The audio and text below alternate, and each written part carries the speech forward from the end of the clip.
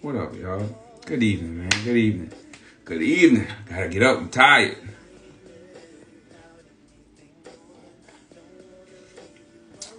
Good evening. What's up, Ashley? What's up, Martin? Good evening, y'all. Good evening. What's up, Fred? Deandros. What's up, y'all? Good evening, man.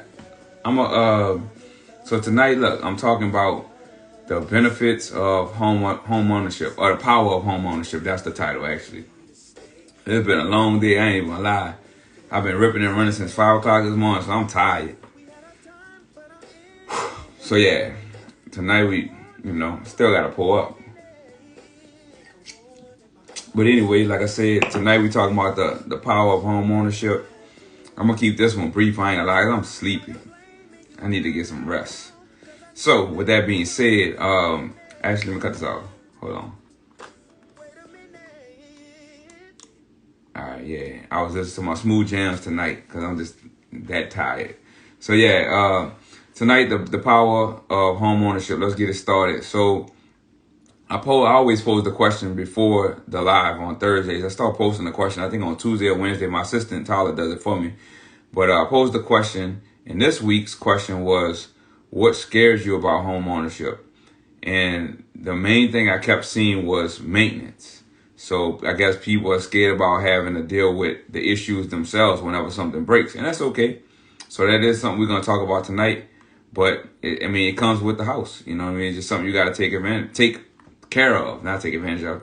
of. It's not like when you can call your landlord when something breaks. It's on you.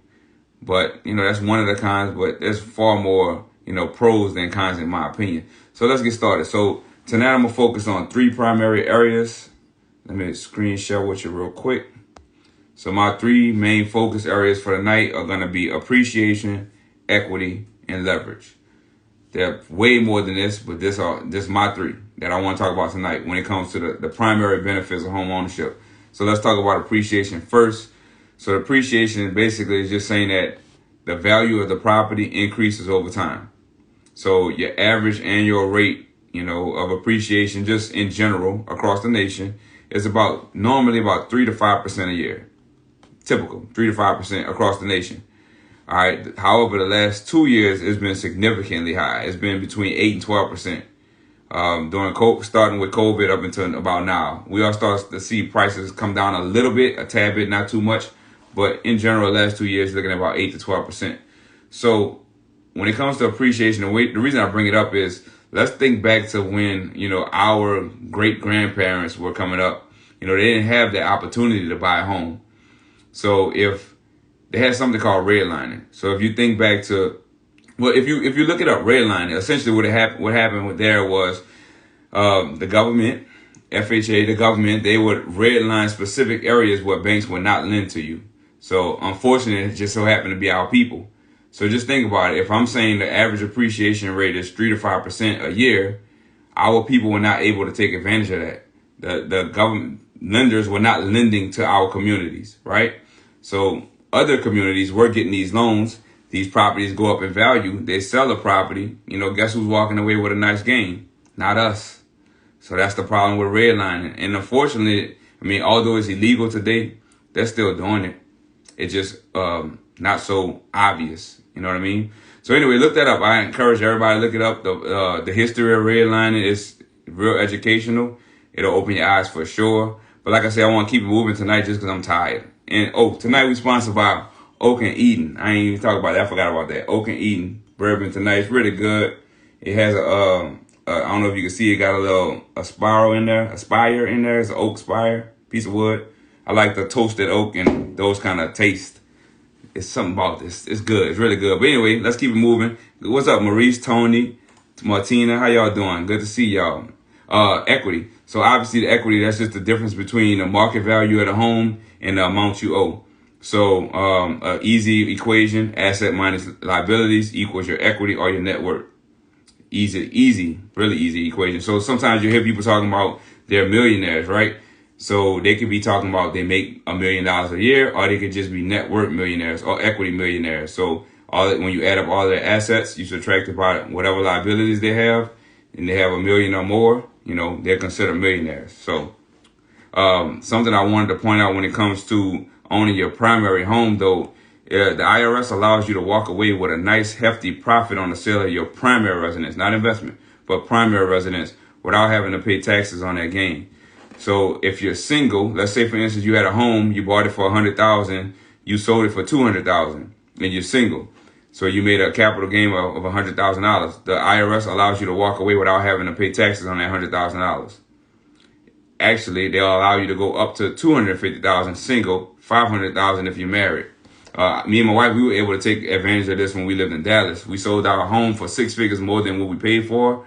We walked away from the closing table with 6 figures more, in profit, and we didn't pay taxes on that money at all. It actually allowed us to start our investing journey. So just keep that in mind. It's called the capital gains exclusion for primary residence, something like that. You can Google it, but it's if you're single, it's up to $250,000. If you're married, up to $500,000.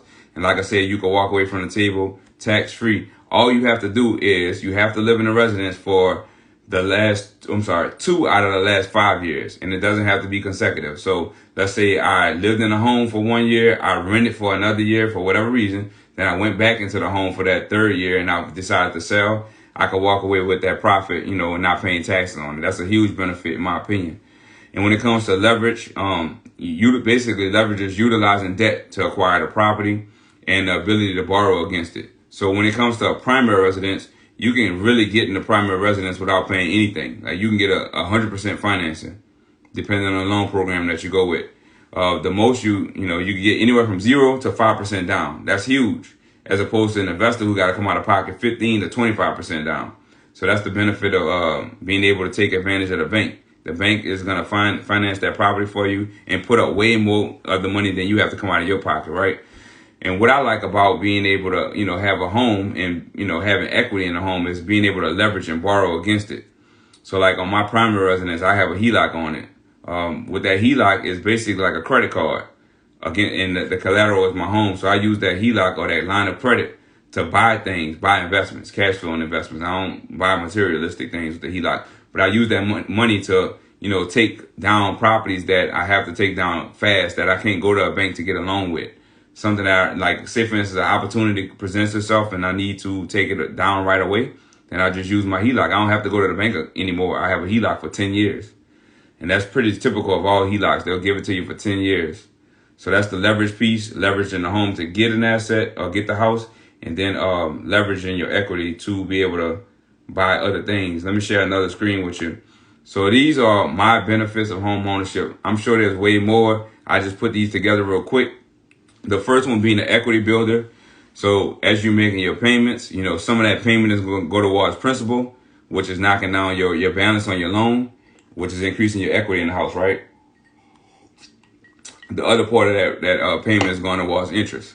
The bank got to get theirs. They're loaning you most of the money. They're gonna eat. You know what I'm saying? So, but like I said, if you're renting, you'll just be giving your money away. None of that will be going towards building any type of equity for you. So equity builder, that's a benefit of owning a home. Another thing is, it's cheaper than renting.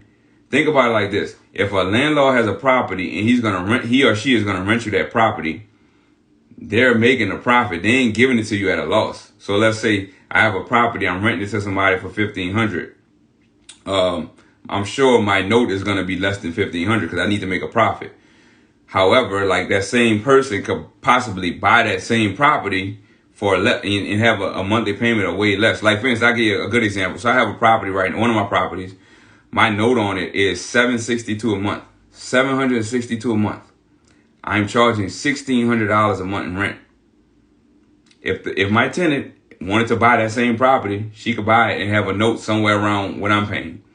But that's not how it works. So, like I said, benefit of home ownership, you don't have to be a tenant. You could buy a property, and it's usually going to be cheaper than having everything equal. It's usually going to be cheaper than what you would be paying in rent.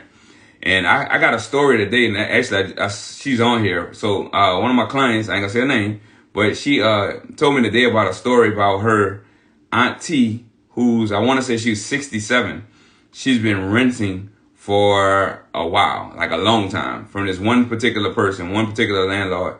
Been renting from this guy for years, and the landlord died. So the landlord died, the property passed down to the heirs, and guess what? The heirs said, you got to get out. So that's another, that's a con of, being a renter. Benefit of being a homeowner, like it's your place. Nobody can't tell you to get out. They can't come to you and say, look, we raising the rent, or look, you got to get out by, when your lease ends. They don't have to renew your lease. Like anyway, I just thought that was sad, man. This lady, 67 years old, been renting for you for 20 plus years. And then the landlord dies and the heirs kicks out. That's terrible. It's terrible. But anyway, all right, next. Number 3, improves credit. So different trade lines have different categories. So you may get like revolving lines of credit, installment loans, mortgage loans. A mortgage loan is treated as is superior to some of those other ones. So whenever you have a mortgage loan, it actually improves your credit because of the type of trade line it is. So it will improve your credit if you have a mortgage on there. As far as the tax advantages, you can write off your mortgage interest. So everything you're paying to the lender is a tax write-off for you at the end of the year. Your property taxes that you're paying on the property, that's a tax write-off. If you bought the home and you paid like discount points, things like that, that's a tax write-off. So you definitely want to make sure you have your tax documents if you bought a property this year. Make sure you have your closing documents if you bought a property this year, because if you paid discount points, which a lot of people were paying because the rates went up, you can write that off. That's a tax deduction. Leverage, we talked about that already. You can literally get in a primary residence with 0 to 5% down out of pocket, depending on the loan program that you choose and that you qualify for. So that's a huge benefit, because it's not like the old days when people used to think you have to have 20% down. No, it doesn't work like that. They got all kind of programs and grants. And then another thing, just FYI for the people who are aspiring to be homeowners for next year, like all the grant programs and stuff, they renew every January. So you'll start to see all these programs coming out incentivizing you to buy a home starting this upcoming January. And it's basically first come, first serve. So once they run out of funds, they run out of funds. So just FYI, if you're interested, let me know. I can hook you up with a lender that has access to that kind of stuff. And then the last thing on here is stable, consistent payments. So you know what the payments are. Like if it's $1,500 a month, you know that. Only thing that could really change is your principal and interest. Take that back. Taxes and insurance. Your taxes and insurance typically going to go up every year. So just keep that in mind. But you have stable, consistent payments. You know what your payment is going to be every year. As opposed to a renter. If you're renting, the landlord is usually going to go up on the rent after your lease is about to be up. They're going to increase the rent. So that's pretty standard. As far as disadvantages, let me switch the screen right quick. So disadvantages of being a homeowner. It's not liquid. So you can't just up and sell the house the next day if you want to. Like, I'm tired of this shit. I don't want this house no more. I'm going to sell it. You can't do that. Like, it's a process. You got to put it on the market. It's a process from start to finish. They got to do inspections. The borrower's got to go through the loan approval process. So it's a process. You can't just sell it like a stock. Like where you can just initiate it real quick online. You can't do that. And then initial down payment. So depending on what program you get, you got to come out of pocket for something unless you get 100% financing. But you do got to come out of pocket. Even with closing costs, I should have included it in here too. You do have closing costs. Usually I try to get the seller to pay for it, just depending on if it's a buyer's or seller's market. I try to get the sellers to pay for my buyer's closing costs, or at least partially, some of it, to help offset the amount of money my clients coming out of pocket with. I have had deals where my buyers come to the closing table and get a check back. That's the best kind of deals, because it's like you getting paid to buy a house. So there's strategies around that. If you're interested, let me know. I can run it through to you. And then insurance, maintenance, HOA fees, etc. So that's a big one. So insurance, especially in Louisiana, lately, that shit been going up every year. It's crazy, but you're responsible for that. Insurance, you got to pay it out of, that's coming out of your pocket. Maintenance, if anything breaks, that's coming out of your pocket. I got a fence in my house right now that's leaning in the back. Since Hurricane Ida, I ain't never do nothing about it because it ain't bothering me. It's leaning backwards, in the servitude area. But anyway, it's my responsibility. I'm gonna get it done one day. It ain't important to me. So maintenance, that's your responsibility. When it comes to like a tenant, I'll tell you today, like I'm so tired because I've been driving all around Louisiana today, going to my different properties, wrapping the damn pipes. I hope y'all be safe, with this weather coming through. I hope y'all wrap y'all pipes. I hope y'all drip that water. Just make sure we don't have no issues with your plumbing. But yeah, I've been driving around the fucking state to these different properties because the tenants act like they didn't know what I was talking about when I asked them if they could wrap the pipes. So anyway, that's a when it comes to owning a home, that's something you got to do. As opposed to if you was a tenant, you could just ask the landlord, if something breaks. So, but yeah, I'd rather owning a home any day over renting. That's just my opinion. And then HOA fees, you're responsible for that as the homeowner. So let's see. Actually, that's it. I'm gonna just stop here because I'm tired. So I got a lot to do, and I gotta go to sleep and I'm tired. But look, let me tell y'all. Let me stop this. So next week, I've been on every Thursday, every single Thursday, even on Thanksgiving, every single Thursday since September 1st.